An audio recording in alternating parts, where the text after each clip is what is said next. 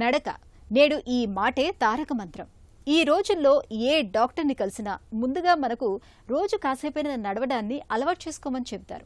నిజానికి రోజు కాసేపు నడిస్తే ఆరోగ్యంతో పాటు చక్కటి ఆనందం కూడా మన సొంతమవుతుంది. ఇక ఇప్పటికే గుండె జబ్బులతో బాధపడుతున్న వారికైతే నడకను మించిన వ్యాయామం మరొకటి లేదు. రోజు ఉదయమో సాయంత్రమో ఎప్పుడు వీలు చిక్కితే అప్పుడు కనీసం అరగంట సేపు వాకింగ్ చేస్తే చాలు. హృద్రోగులు తమ ఆరోగ్యాన్ని బేషుగ్గా ఉంచుకోవచ్చని చెబుతారు డాక్టర్లు.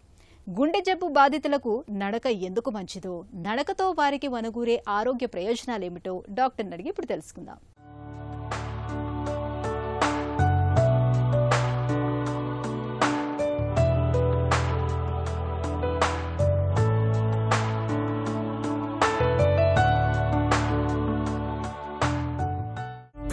హృద్రోగులు శారీరక శ్రమ చేయొచ్చా, చేయకూడదా? అటాక్ వచ్చింది, స్టెంటింగ్ అయింది, లేకపోతే బైపాస్ సర్జరీ అయిన తర్వాత ఒక 1 month తర్వాత మంచిగా వాళ్ళు ఉన్నప్పుడు రెగ్యులర్ వాకింగ్ అనేది చాలా మంచిది.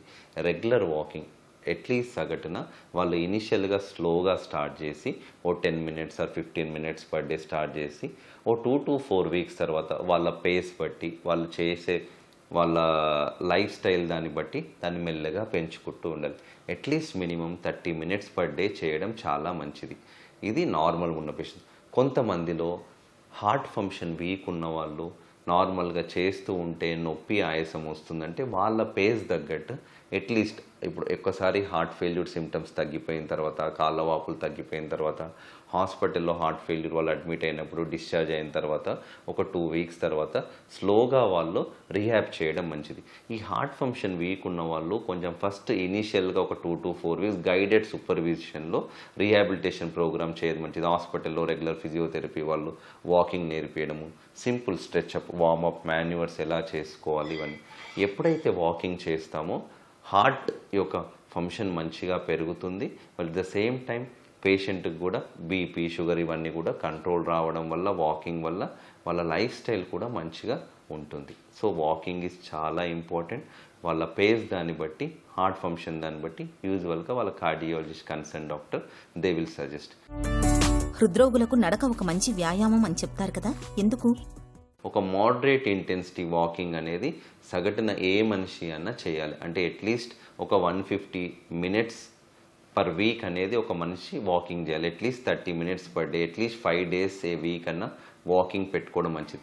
ఒక్కసారి వాకింగ్ చేయడం వల్ల ఎప్పుడైతే వాళ్ళది ఫిజికల్ స్ట్రెంగ్త్ పెరుగుతుంది, వాళ్ళ మజిల్స్లో ఏదైతుందో మంచి స్ట్రెంగ్త్ వస్తుంది. At the same time heart pump ఏదైతే అవుతుందో వాకింగ్ చేయడం వల్ల హార్ట్ ఫంక్షన్ కూడా మంచిగా పెరుగుతుంది. కొల్లెటరల్స్ అంటాం, అవి కూడా పెరుగుతుంది. ఇంకొకటి వాకింగ్ చేయడం వల్ల ఇన్సులిన్ రెసిస్టెంట్ తగ్గుతుంది. షుగర్ పేషెంట్లో అయితే షుగర్ మంచిగా కంట్రోల్ అవుతుంది, కొలెస్ట్రాల్ కూడా కంట్రోల్ అవుతుంది.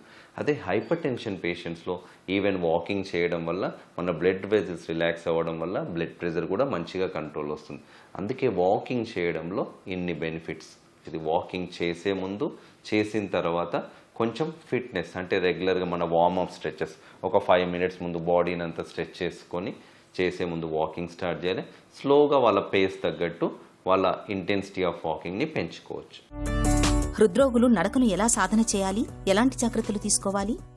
ఎవరి పేషెంట్స్ కన్నా ఫస్ట్ 2 to 4 weeks ఇంట్లోనే వాకింగ్ చేయమంటాం. So that if they get any emergency ఏదైనా జరిగినా ఇంట్లో వాళ్ళు ఎవరైనా ఉంటారు. ఒక్కసారి 2 to 4 weeks తర్వాత వాళ్ళు మంచిగా స్టేబుల్గా ఉన్నప్పుడు వాళ్ళు పార్క్లో వెళ్ళి వాకింగ్ చేసుకోవచ్చు. అట్లీస్ట్ ఇనిషియల్గా ఒక 15 minutes, 20 minutes పర్ డే స్లోగా వాళ్ళ పేస్ తగ్గట్టు దాన్ని పెంచుతూ ఉండాలి. వాకింగ్ చేసే ముందు ఇనిషియల్గా ఒక 5 minutes స్ట్రెచ్చింగ్ అట్లాంటి వార్మప్ చేసుకుంటుంటే వాకింగ్ చేసేటప్పుడు వాళ్ళకి ఏమీ ఇబ్బందులు ఉండవు. వాకింగ్ అయిపోయిన తర్వాత కూడా మళ్ళీ ఒక 5 minutes స్ట్రెచ్చింగ్ చేసుకోవడం బాడీని అంతా, అది కూడా మంచిది. ఇది ఒక పేషెంట్స్ కొంతమంది జిమ్కి వెళ్ళి నార్మల్గా ఏదైతే ఉంటుందో వాళ్ళు థ్రెడ్మిల్, ఏరోబిక్స్ ఏదైతే ఉందో అది కూడా చేయడం మంచిది. లైట్ ట్రైనింగ్ ఎక్సర్సైజ్ అంటే హెవీ వెయిట్స్ కాకుండా నార్మల్గా simple muscle training, strengthening exercise కూడా చేసుకోవచ్చు. Better to avoid heavy weight liftings అండి. That's for any heart failure severe. నడక సాధన చేస్తున్నప్పుడు మధ్యలో ఏదైనా తినడం, తాగడం చేయొచ్చా? మనము నడిచేటప్పుడు యూజువల్గా మన బ్లడ్ సప్లై కాళ్ళకి ఎక్కువగా వెళ్తుంది, ఏవైతే మజిల్స్ యాక్టివ్గా ఉంటుందో.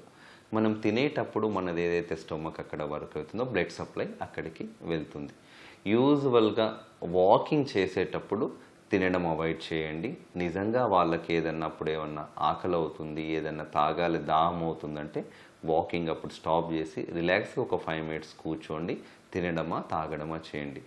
వాకింగ్ చేసేటప్పుడు తినడం తాగడం వాకింగ్లో చేసేటప్పుడు సడన్గా మనకు సరం పడడం, చోకింగ్ అవ్వడం సెన్సేషన్ ఎక్కువగా ఉంటుంది. సో బెటర్ రెండిట్లను మిక్స్ చేయకండి. రెగ్యులర్గా తిన్న తర్వాత మనం ఏవైతే ఒక 5 to 10 మినిట్స్ రిలాక్స్గా కూర్చోండి.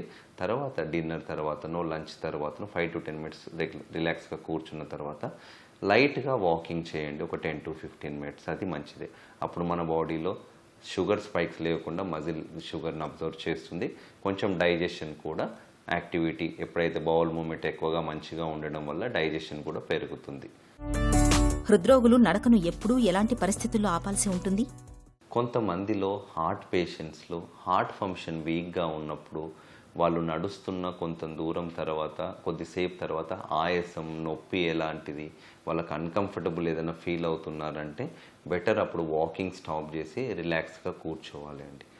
కొంతమంది నార్మల్గా స్టెప్స్ ఎక్కుతున్నప్పుడు ఆయాసం వస్తుందంటే బెటర్ టు వెయిట్. అంటే హార్ట్ ఫంక్షన్ వీక్ ఉండడం వల్ల హార్ట్ అంత మోతాదులో బ్లడ్ సప్లై శరీరానికి ఇవ్వలేకపోతుంది. అందుకే వాళ్ళప్పుడు ఛాతిలో నొప్పి, ఆయాసం ఉంటుంది. కొంతమందిలో హార్ట్ పేషెంట్స్కి హార్ట్కి సప్లై చేసే రక్తనాళాలు ఫుల్గా సన్నగా పడిపోయి బ్లాకేజెస్ ఉన్నా అప్పుడు కావాల్సిన బ్లడ్ సప్లై ఉండనందుకు వాళ్ళకు ఛాతిలో బరువుగా అనిపించడం, కొంతమందికి చేతులు లాగడము, దవడలో ఇలా గుంజడం అవుతుంది అని అంటే వెంటనే వాళ్ళు హాస్పిటల్లో డాక్టర్ని కన్సల్ట్ అవ్వాలి. వెంటనే ఏమైనా బ్లాకేజెస్ ఉన్నాయి టెస్ట్ చేసుకోవడం మంచిది. ఇంకొంతమందికి ఇనీషియల్గా నడిచేటప్పుడు బాగానే ఉంటుంది, తర్వాత నొప్పి వస్తుంది. అంటే ఇనీషియల్గా వాళ్ళు ఆ నడిసే ఆ పేస్కి అంటే ఇనీషియల్గా మెల్లగా నడిచినప్పుడు ఆ టైంలో బ్లడ్ సప్లై సరిపోతుంది. కానీ ఎప్పుడైతే వాళ్ళు వాళ్ళ పేస్ని ఫాస్ట్ని పెంచుతారో అప్పుడు నొప్పి వస్తుంది అని అంటే అప్పుడు వాళ్ళు వ్యాయామం చేయడం ఆపడం మంచిది. ఎవరైనా severe heart failure patients, heart attack patients heavy weight lifting చేయడం అంత మంచిది కాదు. నిత్యం నడకను ఒక వ్యాయామంగా సాధన చేయడం ద్వారా గుండె జబ్బుల్ని నివారించుకోవచ్చా? ఒక పేషెంట్ వాకింగ్ చేయడం, లైఫ్ స్టైల్ మోడిఫికేషన్ వల్ల at the same time sugar కంట్రోల్కి వస్తుంది, బీపీ కంట్రోల్కి వస్తుంది. ఎట్ ద సేమ్ టైం హార్ట్లో మన ఏదైతే కొలెస్ట్రాల్ డిపాజిషన్ ఉంటుందో దాన్ని కూడా మనం కంట్రోల్ చేయొచ్చు. అందుకే ఒక పేషెంట్స్ మీరు అబ్జర్వ్ చేసినట్టయితే మన బాడీ మన జనాలలో రెగ్యులర్గా వాకింగ్ చేసే వాళ్ళ దాంట్లో హార్ట్ అటాక్స్ అనేటివి చాలా తక్కువగా ఉంటుంది. ఎవరైతే సెడెంటరీ లైఫ్ స్టైల్ ఇప్పుడు మధ్యలో కొత్తగా రీసెర్చ్ అయింది, ఎవరైతే సెడెంటరీగా వాకింగ్ చేయకుండా ఉంటారో అది హార్ట్ అటాక్ యొక్క రిస్క్ చాలా పెంచుతుంది. అందుకే వాకింగ్ ఈజ్ మోస్ట్ ఇంపార్టెంట్. అందరూ వాకింగ్ చేయాలి. హార్ట్ పేషెంట్స్ కూడా వాకింగ్ చేయొచ్చు. Sugar patient, BP patient, general population కూడా ఎంత వాకింగ్ చేస్తే అంత మంచిది. At least minimum 30 minutes per day చూసుకోవడం, వాకింగ్ చేసేటట్టు ఉండడం మంచిది. రోజు కాసేపైనా నడవటం అంటే మన ఆరోగ్యాన్ని దివ్యంగా ఉంచుకోవటమే. గుండె జబ్బుతో బాధపడుతున్నప్పుడు రోజు కాసేపు నడవటం వల్ల రక్తనాళాల్లో ప్రవాహం చక్కగా ఉంటుంది. బరువు, రక్తపోటు, షుగర్ వంటివన్నీ అదుపులో ఉంటాయి. మానసిక ఒత్తిడి కూడా తగ్గుతుంది.